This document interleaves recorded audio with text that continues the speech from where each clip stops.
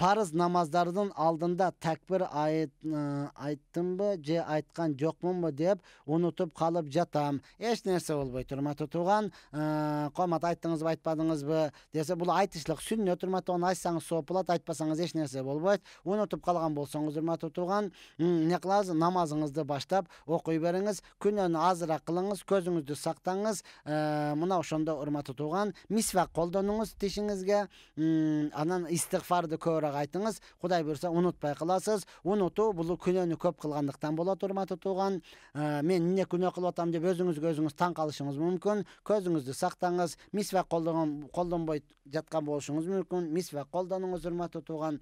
Анан көбүрөөк истигфарды айтыңыз. Биздин чынын айтканда турган турпатыбыз эле күнөө. Өзгөчө мына жаз келди. Ал жакты карасаң дагы ачык, бул жакты карасаң дагы ачык-чачык, бардыгы. Жерди карасаң деле бир кыздын пакети жатат, кыз тартылган сүрөт. Чынын деле шаарда жүрүш өтө кыйын нерсе. Мен үчүнчү.